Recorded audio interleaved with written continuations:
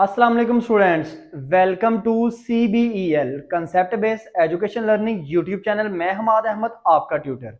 आज के इस लेक्चर में हम बात करेंगे FSC पार्ट 1 जिसे इंटरमीडिएट पार्ट 1 भी कहते हैं और इसका सब्जेक्ट है केमिस्ट्री।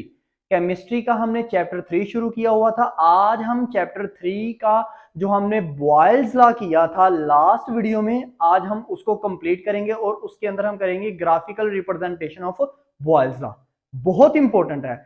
अक्सर स्टूडेंट्स को ये समझ में ही नहीं आती कि ग्राफिकल रिप्रेजेंटेशन को, एक तो हमने उसके अंदर ग्राफ्स जो है उनको कैसे बनाना है, उनकी एक्सप्लेनेशन कैसे लिखनी है, और प्लस अगर ये हमें लॉन्ग क्वेश्चन में सर आता है तो हम इसको कैसे लॉन्ग क्वेश्चन कहां से शुरू करेंगे, कहां तक कंप्लीट करेंगे। और ये लॉन्ग क्वेश्चन स्टूडेंट्स आपको आता है, बहुत ज्यादा दफा ये लॉन्ग क्वेश्चन आता है। अगर बॉयल्स लॉ के टॉपिक में कोई चीज आपको आ सकती है ना, तो वो उसकी ग्राफिकल रिप्रेजेंटेशन है।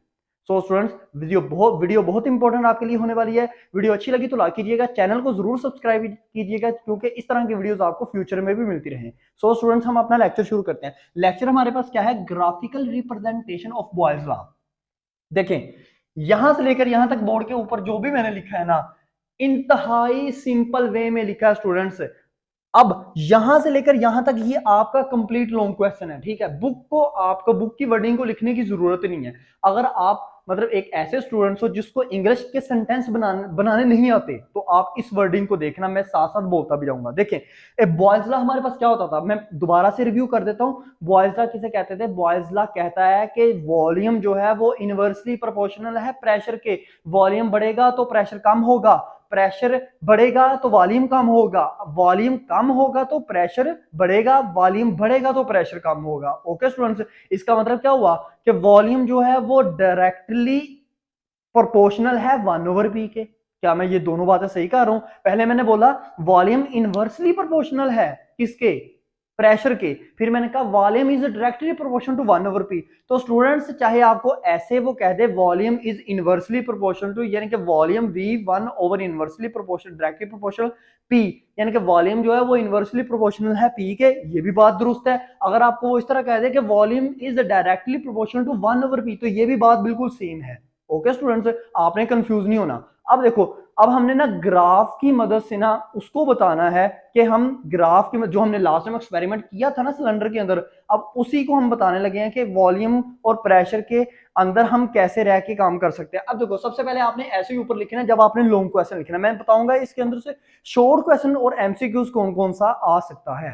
आपने स्टार्ट पे लिखा graphical representation of Boyle's law, यानी मैंने बीला लिखा है, आपने बॉयल्स लॉ लिख देना है। ओके स्टूडेंट्स, अब देखिएगा, सबसे पहले आपने लिखना है वी टेक, हमने लिया आ सिलेंडर, एक सिलेंडर विद मूवेबल पिस्टन, हमने एक सिलेंडर लिया जिसका पिस्टन मूवेबल था।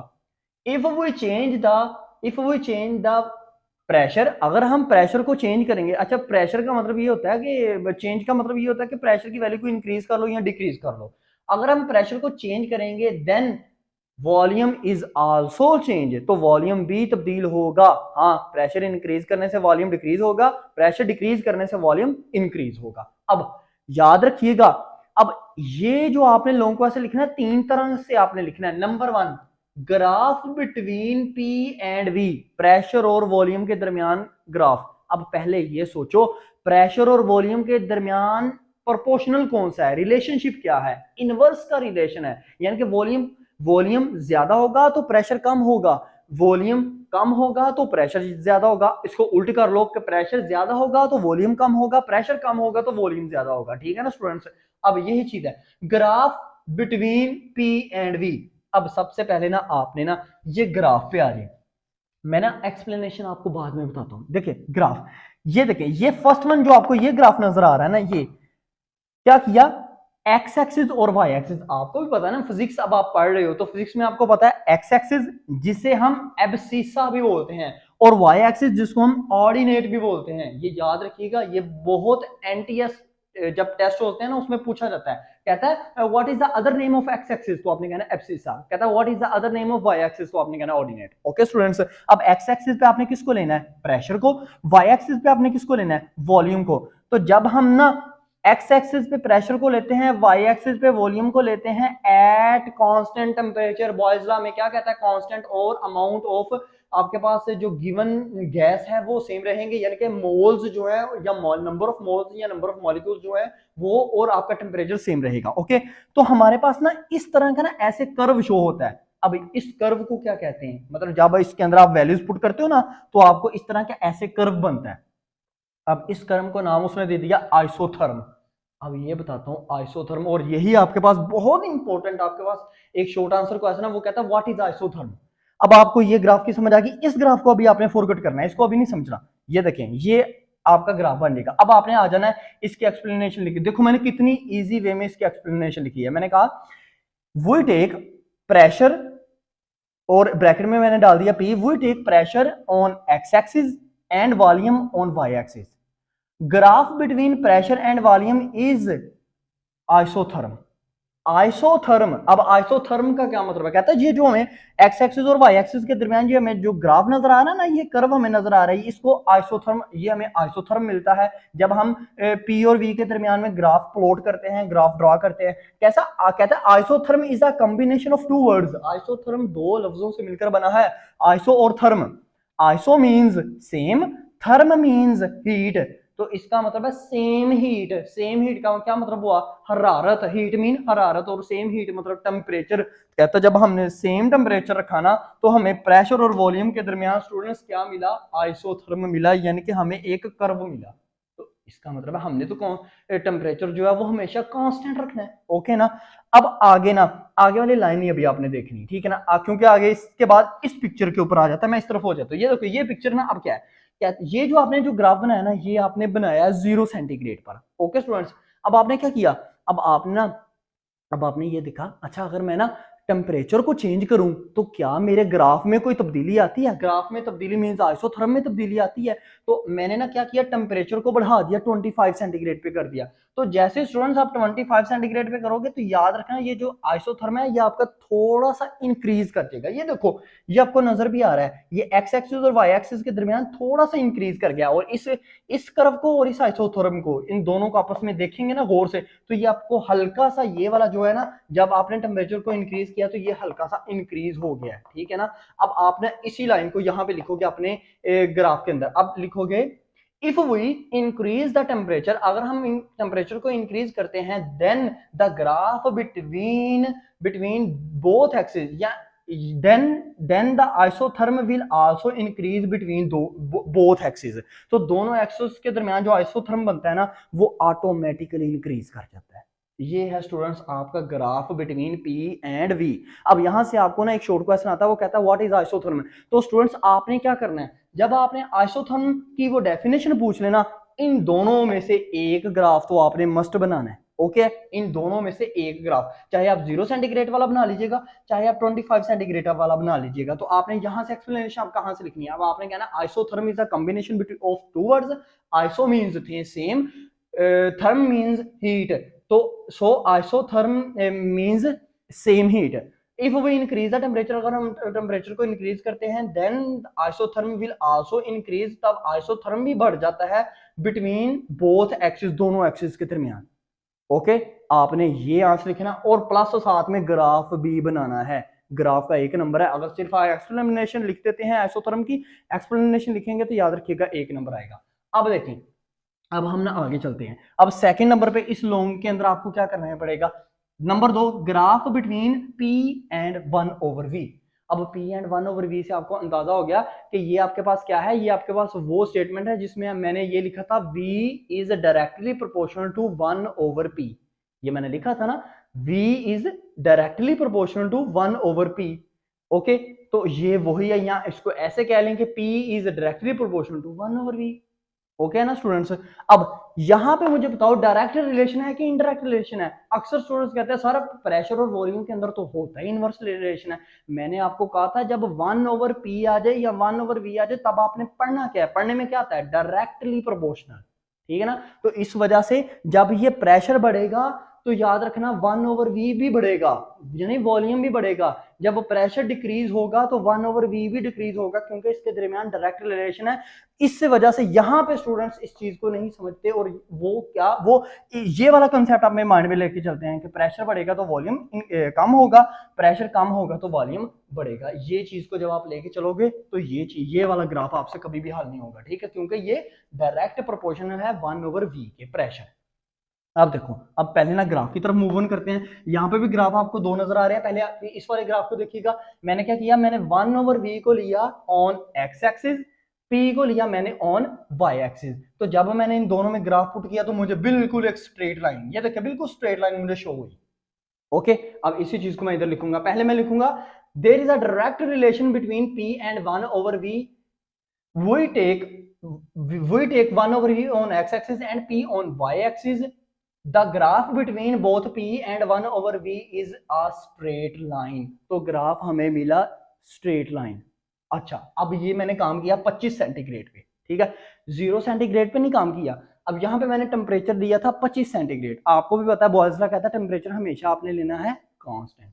अब मैंने क्या करना है, टेम्परेचर को इंक्रीज करके देखता हूँ भला इस ग्राफ में कोई चेंजिंग मुझे मिलती है कि नहीं मिलती। तो मैंने क्या किया, मैंने टेम्परेचर को 25 से हटाकर मैंने 50 किया। जैसे मैंने 50 किया तो ये जो, हाँ, एक्स एक्सिस पे मैंने 1/v ही लिया, वाई एक्सिस पे मैंने p ही लिया। जब मैंने इसके दरमियान ग्राफ पुट किया ना तो स्टूडेंट्स मुझे ग्राफ मिला, लेकिन देखें हल्का सा मुझे ना वाई एक्सिस के करीब मिल रहा है। देखो यहाँ से फासला देख लो, यहाँ से एक्स एक्सिस का और यहाँ से वाई एक्सिस का, हल्का सा गौर करोगे ना तो ये वाई एक्सिस के करीब थोड़ा सा बन रहा है, ठीक है। तो इसका मतलब है ये अवे टू एक्स एक्सिस है, क्लोजर टू वाई एक्सिस है। अवे का मतलब होता है दूर दूर, एक्स एक्सिस से दूर है, और वाई एक्सिस से करीब तर है। अब आप क्या रखोगे, if we increase the temperature, अगर हम टेम्परेचर को इंक्रीज कर देते हैं, then the graph between p and 1/v is move closer to Y axis. तो वो मूव कर जाता है वाई एक्सिस के करीब, या आप ऐसे भी लिख सकते हो is going away to the X axis, के वो एक्स एक्सिस से थोड़ा सा दूर चला गया। तो ये आपका क्या था, graph between p and 1/v। अब लास्ट में आपने क्या चीज पढ़ी थी, याद है जब हमने बॉयल्स लॉ की सेकंड स्टेटमेंट सेकंड डेफिनेशन की थी, तो उसमें आपने ये एक स्टेटमेंट पढ़ी थी कि pv जब product of pressure and volume is equal to किसके बराबर है, k के कांस्टेंट के। तो ये वही ग्राफ है, the graph between pv is equal to p, यानी कि pv the product of pressure and volume बराबर होता है किसके, कांस्टेंट के। यहाँ पे हमने p ले लिया कांस्टेंट। ओके स्टूडेंट्स, अब आपने क्या करना है, अब आप ध्यान से देखिएगा, पहले ग्राफ की तरफ मूव ऑन करते हैं। तो ग्राफ आपने क्या बनाना है, ग्राफ आपका है, आपने क्या किया, एक्स एक्सिस पे आपने लिया किसको, p को, वाई एक्सिस पे किसको लिया, pv को लिया, ठीक है ना। pv एक्चुअल में क्या है स्टूडेंट्स, pv एक्चुअल में प्रोडक्ट है। जब हम प्रेशर और वॉल्यूम को आपस में मल्टीप्लाई करते हैं ना, तो हमें, आप ज्यादा वो एक्सपेरिमेंट में जब हमने किया तो प्रेशर और वॉल्यूम को हम मल्टीप्लाई कर रहे थे, तो आंस सेम आ रहा था, 2 तीनों में 2 आंस आया था। अब यहाँ पे एक मुझे क्वेश्चन आप खुद बताओ, जब हम पीवी का मतलब मैं ये ले सकता हूँ कि प्रेशर बढ़ा तो वॉल्यूम भी बढ़ा, प्रेशर कम हुआ तो वॉल्यूम भी कम हुआ, क्या मैं ये कह सकता हूँ, नहीं कह सकता। क्योंकि अगर आप उस एक्सपेरिमेंट को, लास्ट वाली वीडियो को देखो ना, तो जब हमने पीवी की वैल्यूज को आपस में मल्टीप्लाई किया था ना, तो प्रेशर की वैल्यू बढ़ती थी, वॉल्यूम की वैल्यू कम होती थी। प्रेशर अगर 2 था तो वॉल्यूम 1 था, प्रेशर अगर 2 से 4 हुआ तो वॉल्यूम हुआ 1/4, प्रेशर अगर 4 से 6 हुआ तो वॉल्यूम हुआ 0.33 यानी कि 1/3, ठीक है ना। तो यहाँ पे भी ये चीज को अपने मद्देनजर रखना है, क्या कि प्रेशर बढ़ेगा तो वॉल्यूम डिक्रीज होगा। हाँ, वो अलग बात है, ये दोनों आपस में मल्टीप्लाई हो रहे हैं। अब आप क्या लिखोगे ग्राफ में, graph between PV is and p, we take p on x axis and pv on y axis। हम नहीं, इससे पहले आपने ये लाइन लिखनी है, आपने ये लिखना है अकॉर्डिंग टू बॉयज लॉ के मुताबिक क्या है। अब इस ग्राफ को ऐसे, सॉरी, आपने शुरू करना है, according to Boyle's law the product of PV, यानी कि प्रोडक्ट और प्रेशर और वॉल्यूम के जो प्रोडक्ट है, मतलब उनको मल्टीप्लाई करने के बाद जो हमारे पास वैल्यू आती है, इज ऑलवेज रिमेन सेम या रिमेन्स कांस्टेंट, वो हमेशा हमें सेम वैल्यू देता है। ये हमने पढ़ा भी था एक्सपेरिमेंट में। अब फिर आगे आपने लिखना है we take pressure on X axis and volume on PV on Y axis, then अब यहाँ पे आपने ये नहीं लिखना कि हमें, अच्छा, जब आप पीवी और पी के दरमियान जब आप ग्राफ बनाते हो ना, तो आपको ना एक ना लाइन तो मिलती है, लेकिन आपको जो लाइन मिलती है वो पैरेलल मिलती है एक्स एक्सिस के, मतलब ऐसे मिलती है। ये देखो ना, ऐसे लाइन मिलती है आपको, ऐसे। ये होती है पैरेलल। पैरेलल लाइन का मतलब होता है, ये देखो ये एक लाइन है, ये एक्स एक्सिस वाली लाइन है, इसके ऊपर जैसे आपको बिल्कुल सेम ऐसे मिले ना, तो इसका मतलब है ये पैरेलल है एक दूसरे के, सही है ना। तो ये आपको बिल्कुल पैरेलल लाइन मिलती है। किसके पैरेलल मिलती है? एक्स एक्सिस के पैरेलल मिलती है। अब यहाँ पे ना इस ग्राफ में अक्सर स्टूडेंट्स इस चीज को एक्सप्लेन करने लग पड़ते हैं। आपको इसको एक्सप्लेन करने की जरूरत ही कोई नहीं, आपको इजी वे में बता रहा हूँ, ताकि आपका लॉन्ग क्वेश्चन भी खत्म हो, कंप्लीट भी हो, और जल्दी जल्दी से कंप्लीट हो, आपसे इजीली याद भी हो। इस लाइन को नहीं आपने लिखना, लेकिन ये चीज लाजमी लिखना। ये ग्राफ भला आपको पता बनाया क्यों जाता है? पी वी और पी का ग्राफ क्यों बनाया जाता है? ये ग्राफ इस वजह से बनाया जाता है ताकि हम ये देख सकें कि हम जो गैस यूज कर रहे हैं सिलेंडर में, क्या वो आइडियल है कि नॉन आइडियल है। सिर्फ ये देखने के लिए, आपको मैंने पहले भी बताया था लास्ट वीडियो में, 99 या 98% गैसेस जो हैं आपके वो नॉन आइडियल हैं। सिर्फ दो गैसेस हैं, हाइड्रोजन और हीलियम, जो करीब तर है आइडियल के, हालांकि वो भी आइडियल नहीं है लेकिन करीब तर है। और आइडियल गैस किसे कहते हैं? वो गैस जो रॉयल्स लॉ को क्या करती है, रॉयल लॉ को ओबे करती है, ठीक है ना।